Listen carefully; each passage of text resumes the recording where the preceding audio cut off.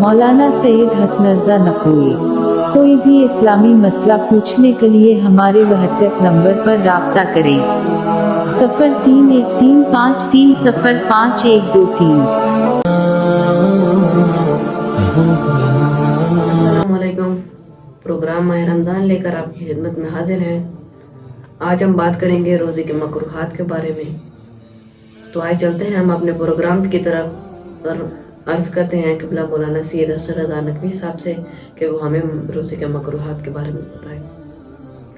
अस्सलाम वालेकुम क़िबला, क्या हाल है? खैरियत से हैं? जी वालेकुम अस्सलाम व रहमतुल्लाहि खैरियत से। क़िबला, वो कौन कौन सी चीज़ें हैं जो रोज़े को मकरूह कर देती हैं? जी माशाअल्लाह, चंद चीज़ें हैं कि जो रोज़े में मकरूह हैं।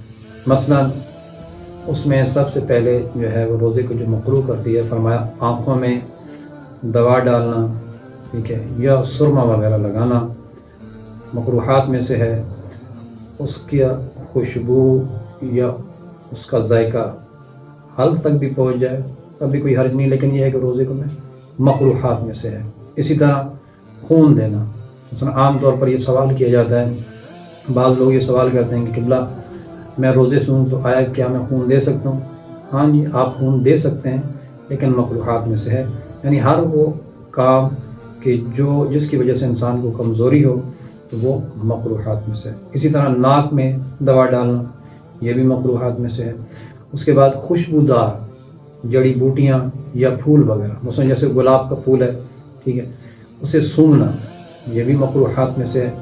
जो लिबास इंसान ने पहना हुआ है, आम तौर पर मौसम गर्म होता है, गर्मियों का मौसम होता है, तो अफराद क्या करते हैं कि वो अपने पूरे लिबास को जो है वो गीला और तर कर देते हैं, फरमाया ये भी मकरूहात में से है।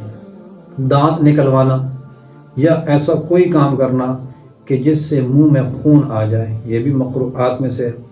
तर लकड़ी से मिसवाक करना, उससे बिला वजह पानी या किसी और माया चीज़ को अपने मुंह में डालना, जैसे आम तौर पर होता है कि इंसान जो है कुल्ली करता है, बिला वजह कुल्ली करता है। एक तो होता है वज़ू के घर से वज़ू कर रहा है और कुल्ली कर रहा है तो कोई हर्ज नहीं है, लेकिन बिला वजह कुल्ली करना ये मकरूहात में से है।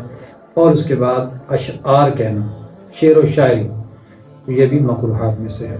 तो ये वो तमाम चीज़ें हैं कि जो मकरूह हैं, यानी क्या कि रोज़े के सवाब में कमी है। रोज़ा बातिल नहीं होता, कराहत है, आपके सवाब में कमी हो जाएगी, रोज़ा आपका ठीक होगा। अच्छा क़िबला, यहाँ पर एक सवाल है, बाज़ लोग पूछते हैं रोज़े की हालत में सर पर तेल लगा सकते हैं? जी बिल्कुल, आप रोज़े की हालत में सर पर भी तेल लगा सकते हैं, अपने जिस्म पर भी तेल लगा सकते हैं, कोई ममानियत नहीं है और ये मकरूहात में भी से भी नहीं है, आप लगा सकते हैं।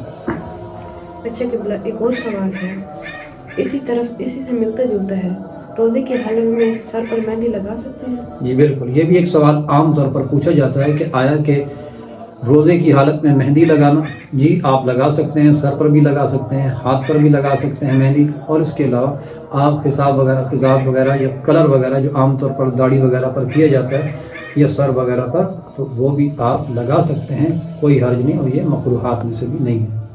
अच्छा क़िबला, बाज़ लोग कहते हैं खुशबू लगाने से रोज़े पर कोई असर तो नहीं होता? हाँ, खुशबू लगाने से कोई हर्ज नहीं है, रोज़े पर किसी किस्म का कोई असर नहीं होता। आप परफ्यूम लगाएं, अतर लगाएं, और ये सुन्नत पैगम्बर खुदा है, मुस्तहब अमल है कि आप खुशबू लगाएं। हाँ अलबत्ता, जैसे कि मैंने पहले भी अर्ज़ किया, आया कि सूंघने से, जैसे गुलाब का फूल या दीगर जड़ी बूटियाँ सूंघने से जो है रोज़ा मकरूह हो जाता है, इस पर सवाब में कमी आ जाती है। और परफ्यूम लगाने से कोई हर्ज नहीं, आप परफ्यूम भी लगा सकते हैं, कोई भी खुशबू जो है वो अपने ऊपर लगा सकते हैं और लगाना चाहिए। ये एक बहुत बड़ा बेहतरीन और एक अच्छा अमल है, सुन्नत पैगम्बर खुदा है। माशाल्लाह, बहुत खूब। तो ये थे रोज़े के मकरूहात। अगर आपको कोई सवाल हो तो ज़रूर कमेंट्स बॉक्स में लिखें। अस्सलाम वालेकुम।